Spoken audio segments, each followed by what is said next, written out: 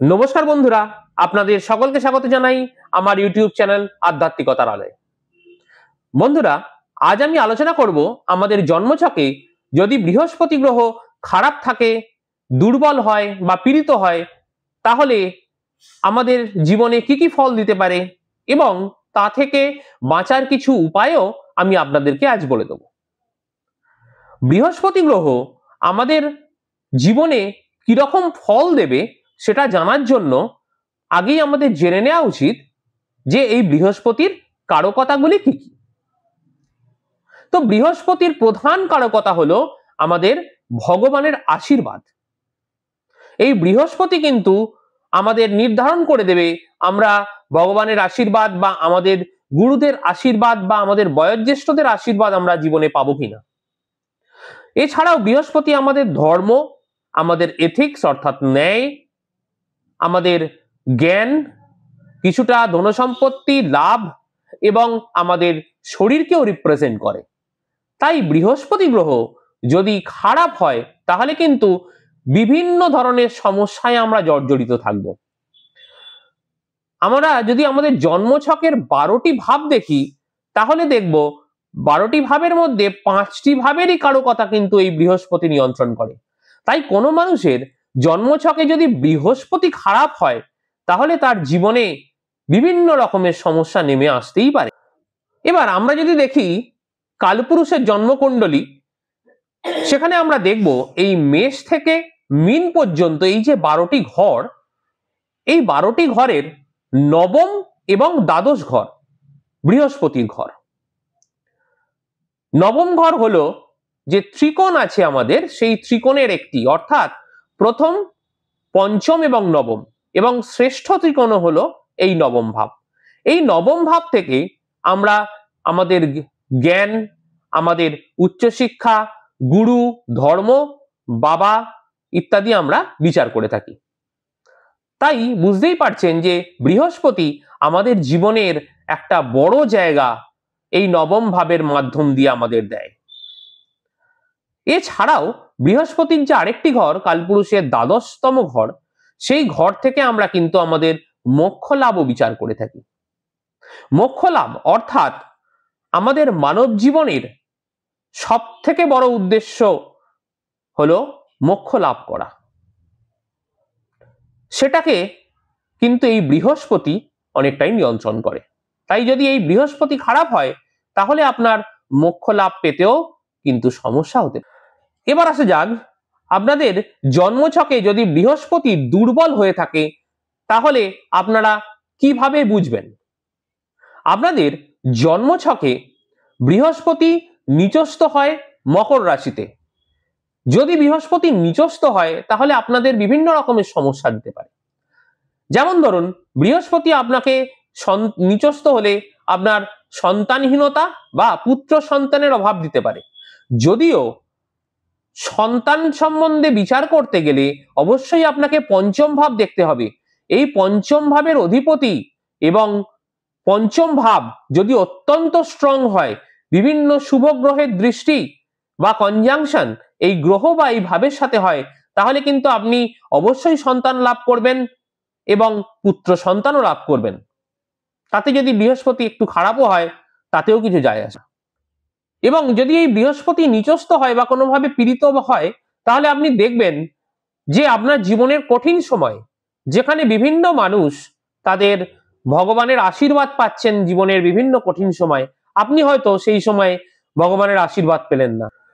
এই বৃহস্পতি যদি কোনোভাবে রাহুর সাথে থাকে, খুব ক্লোজ কনজাংশনে থাকে, অর্থাৎ ধরুন বৃহস্পতি আছে 18 ডিগ্রিতে এবং রাহু আছে 20 ডিগ্রিতে বা 21 ডিগ্রিতে, এতটা যদি ক্লোজ কনজাংশনে থাকে তাহলে আপনার জীবনে বিভিন্ন রকমের ওঠানামা হতে পারে। এই বৃহস্পতি রাহু যদি বা কোনো ক্রূর গ্রহ বা পাপক গ্রহ যদি একে অপরের সাথে মূল ত্রিকোণে থাকে বা বৃহস্পতির ওপরে তাদের দৃষ্টি থাকে, তাহলেও কিন্তু এই সমস্ত ফল আপনি ভোগ করতে পারেন। ধরুন আপনার এই বৃহস্পতি কেন্দ্রের স্থানে অবস্থান করেছে। কেন্দ্রস্থান বলতে প্রথম ঘর, চতুর্থ ঘর, সপ্তম ঘর, দশম ঘর, এইগুলো।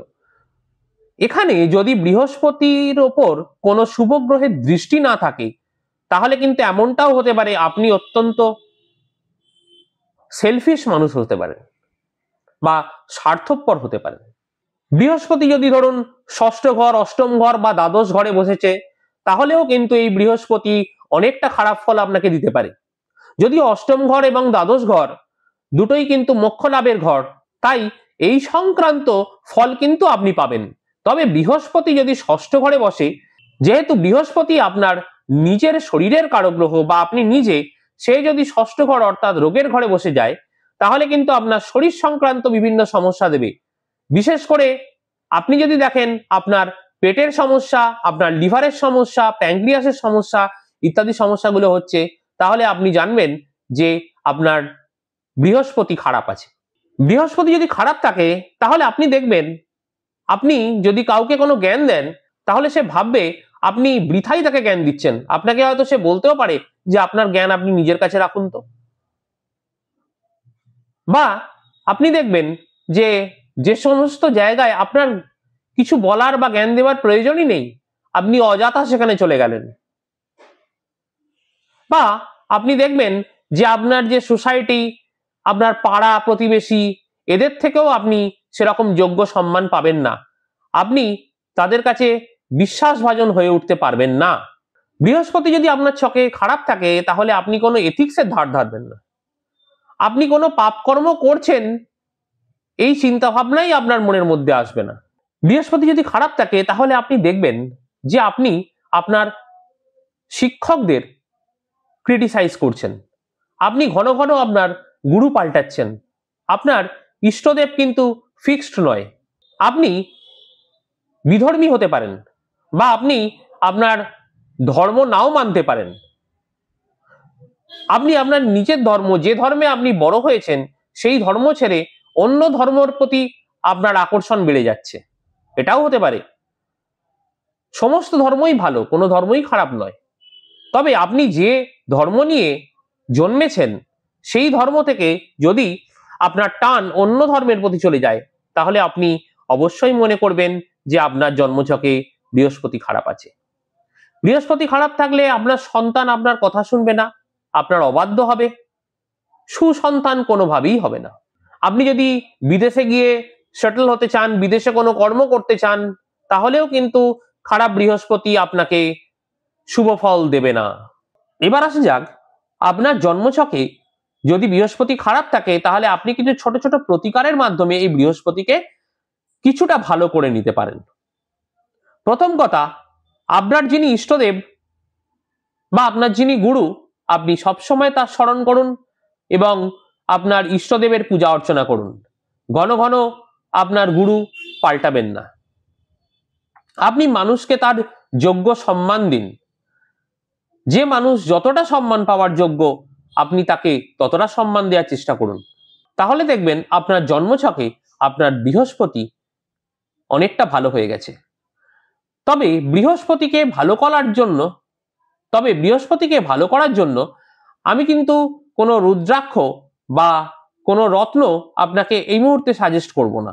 তার কারণ হলো, সম্পূর্ণ জন্মছক না দেখে, বৃহস্পতির অবস্থান না জেনে আমি কিন্তু আপনাদেরকে সেই রত্ন সাজেস্ট করতে পারবো না, কারণ তাতে ফল খারাপ হতে পারে। আজ এই পর্যন্তই। যদি আপনাদের আমার এই ভিডিও ভালো লেগে থাকে, তাহলে আপনারা অবশ্যই লাইক, শেয়ার এবং সাবস্ক্রাইব করুন। ধন্যবাদ।